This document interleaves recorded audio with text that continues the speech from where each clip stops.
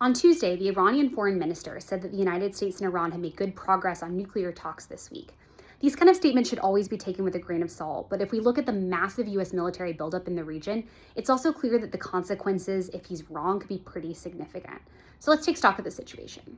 I think the first thing to say here is that while sort of nuclear talks with Iran can often feel like a deja vu all over again situation, things have actually changed a lot since the 12-day war in June and even in the last few months. If we're going to focus narrowly on the nuclear file at this point, I think there's really three key things that negotiators are going to be paying attention to. So the first is a familiar problem, and this is Iran's uranium enrichment program. Iran has long insisted that it has the right to enrich uranium for peaceful purposes, even though these capabilities would also be conducive to producing fuel for nuclear weapons. Even after the strikes, Iran really doesn't seem to be budging that much on the principle here. However, what has changed is Iran's actual enrichment capacity. So the US and Israeli strikes over the summer really did do a lot of damage to that enrichment infrastructure.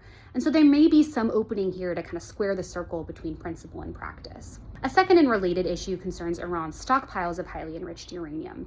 And this includes over 400 kilograms of uranium that is enriched to levels that are just short of weapons grade. It's not totally clear whether or not Iran can actually access that material right now, but in any case, that's enough highly enriched uranium for multiple nuclear weapons, and so the international community is going to be paying very close attention to what happens to it. The final question concerns the International Atomic Energy Agency, and so this is the sort of international nuclear watchdog organization. Iran hasn't allowed the IAEA to access any of the damaged nuclear facilities since the strikes over the summer.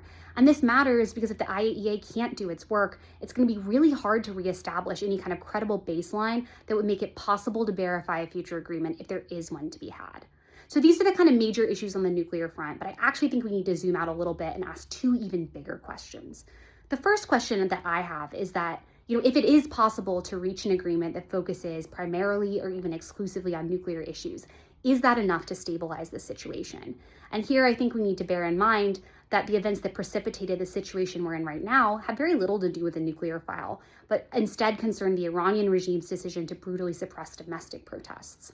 There are also major questions about Iran's ballistic missile program, its support for regional proxy groups, and the situation of the regime itself, which a lot of people believe is in a sort of unprecedentedly vulnerable position right now. So this is bigger than just the nuclear file. And the last question is, an even simpler one, which is just the question of time. So on Tuesday, we heard that over the next 2 weeks, the Iranians are to come back with more detailed technical proposals.